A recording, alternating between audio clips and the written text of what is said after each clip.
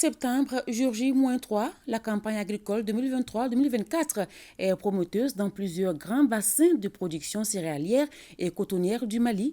Le constat a été fait chez deux paysans modèles, l'un dans la zone office du Niger et l'autre la zone CMDT à Koutchala. Suivons un extrait du magazine réalisé dans le cadre de la célébration du 63e anniversaire de l'indépendance du Mali. Il est signé Dougoufana Traoré, Brahima Kouné et Aruna Diarra. Au complexe agro-pastoral et industriel du groupe Keita, nous sommes en zone office Niger, précisément dans les périmètres rizicoles du CAI-SA. Ici, la campagne agricole bat son plein, même si les travaux ne sont pas au même niveau d'évolution. Du parcellement des périmètres avec des gros engins à l'épandage des engrais, en passant par le labour, le repiquage ou le défrichage, les producteurs évoluent chacun à son rythme et selon son calendrier, puisque nous sommes en plein office du Niger où la maîtrise totale de l'eau est une réalité. À Béouani, le groupe Keita a aménagé près de 3000 hectares pour y installer 1 millier de producteurs ne disposant pas de gros revenus. L'objectif recherché est de créer des emplois, limitant ainsi l'exode rural, offrant par la même occasion une alternative aux jeunes souvent tentés de rejoindre les groupes armés terroristes. La finalité de l'opération, c'est aussi le renforcement de la sécurité alimentaire dans la zone office du Niger en vue de booster l'économie locale. Depuis qu'on a constaté que l'armée monte en puissance, nous aussi on a constaté ça chez nous dans notre champ. Sinon le travail était pratiquement arrêté. Mais maintenant, il n'y a plus d'insécurité. Cette année, nous, on a aménagé 2800 hectares. On a partagé ça aux paysans pour leur permettre de faire beaucoup de production pour le pays. Si on prend l'envergure même de ça, c'est comme un bateau de 12 500 tonnes. Donc, c'est l'équivalent de ça.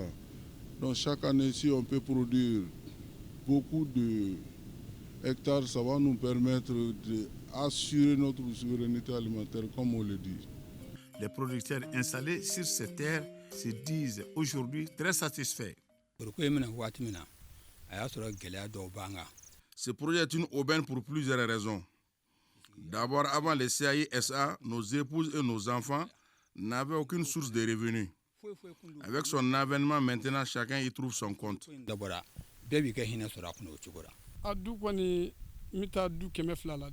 Ici, je parle au nom de plus de 200 familles. Nous tirons plusieurs avantages de notre union avec les CAI de Modibo Keita. D'abord, il nous a offert des parcelles pour qu'on l'exploite il y a quelques années dans un premier temps.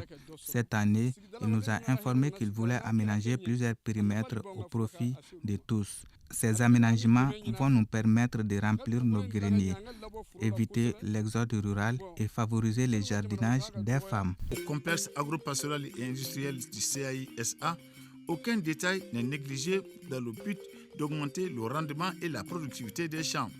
Ainsi, toutes les techniques culturelles modernes sont au rendez-vous. Parmi elles, la technique d'aménagement des parcelles, la mécanisation de l'agriculture ou encore l'utilisation des GPS dans la production agricole. Les productions en céréales sèches du CAI-SA sont acheminées à Ségou pour leur transformation dans les 13 unités industrielles de M3 du groupe Keita. Après le fil du Niger, rendons-nous en zone CMDT. Ici aussi, la physionomie de la campagne agricole est bonne, à l'image de ces parcelles de Agibou-Sungara à Chilkulomba où les cotonniers sont en pleine épiaison. Les fleurs et les capsules des cotonniers sont visibles partout. Paysans pilotes dans le secteur de Molobala, dans la commune rurale de Kapala, filiale nord-est CMDT Koutchala, il produit du coton mais aussi des céréales sèches. Agibou Sungara ne cesse d'ailleurs d'impressionner les encadreurs et responsables de la CMDT car il arrive à exploiter depuis plus de 10 ans, tenez-vous bien, 40 hectares de coton, 40 hectares de maïs, 30 hectares de petits milles et plusieurs autres spéculations. Mon secret, quand j'entends parler d'un paysan pilote quelque part, je vais m'enquérir de son expérience.